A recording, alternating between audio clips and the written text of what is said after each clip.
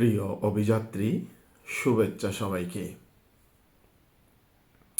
গত সপ্তাহ খানিক আগে মিরপুরের সেই বৃদ্ধা নূরজাহানের যে চিকিৎসাবিহীন এবং করুণ মৃত্যু জাতির বিবেককে নাড়া দিয়েছে।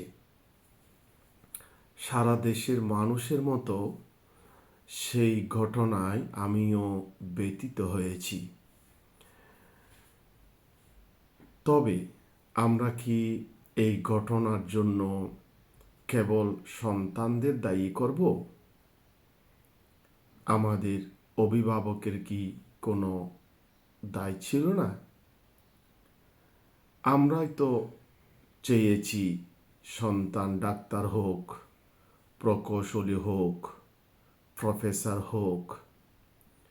আমরা সন্তানদেরকে ক্লাসে ঢুকিয়ে কোচিং সেন্টারে দিয়ে রোদে শুকিয়ে বৃষ্টিতে ভিজে প্রার্থনা করি সন্তান বড়লোক হোক, তাড়াতাড়ি গাড়ি বাড়ির মালিক হোক, খ্যাতিমান হোক।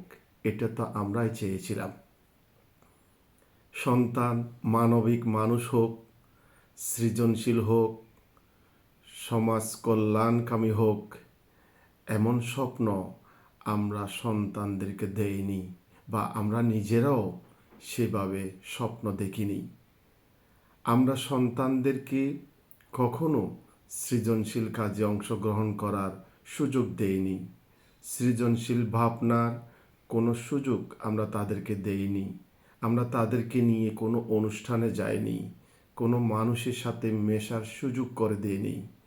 ধীরে ধীরে এই সন্তানগুলো অমানবিক হয়ে গিয়েছে। কেবল প্রাতিষ্ঠানিক শিক্ষা একজন মানুষকে পরিপূর্ণ মানুষ হতে দেয় না। পরিপূর্ণ মানুষ হতে হলে সমাজের বিভিন্ন শ্রেণী পেশার মানুষের সাথে মিশতে হবে, জানতে হবে, মানুষের বিবেকের কথা বুঝতে হবে, সৃজনশীল কাজে অংশগ্রহণ করতে হবে, সাংস্কৃতিক কর্মকাণ্ডে অংশগ্রহণ করতে হবে। সব কিছু দেখে শুনেই একজন মানুষ পরিপূর্ণ মানুষ হতে পারে, বিবেকবান মানুষ হতে পারে। কাজেই আমরা এরকম পরিস্থিতি, নূরজাহানের মতো করুণ পরিস্থিতি এড়াতে চাইলে আমাদের সন্তানদের প্রতি আমাদের আরও মনোযোগী হতে হবে। তাদেরকে প্রাতিষ্ঠানিক শিক্ষার পাশাপাশি বিভিন্ন সৃজনশীল কাজ, বিভিন্ন মানবিক কাজ, বিভিন্ন সাংস্কৃতিক কর্মকাণ্ডের সাথে যুক্ত করে দিতে হবে। মানুষের সাথে মেশার সুযোগ করে দিতে হবে। খেলাধুলা খেলতে হবে। খেলাধুলা, সাংস্কৃতিক কর্মকাণ্ড মানুষকে উদ্ধার করে, মানুষকে সৃজনশীল করে, মানবিক করে, মানুষকে ভালোবাসতে শেখায়। তো কাজেই আমরা আগামী দিনগুলোতে একটি সুন্দর সমাজ প্রতিষ্ঠার জন্য আমরা আমাদের সন্তানদেরকে প্রাতিষ্ঠানিক শিক্ষার পাশাপাশি সমস্ত কর্মকাণ্ডে অংশগ্রহণ করার সুযোগ দেব এবং ভালো ও মানবিক মানুষ হবার তাদেরকে সেই শিক্ষা দেব। তবেই আমরা একটি সুন্দর, প্রগতিশীল এবং সৃজনশীল সমাজ প্রতিষ্ঠা করে নিজেরা ভালো থেকে অপরকেও ভালো রাখতে পারব।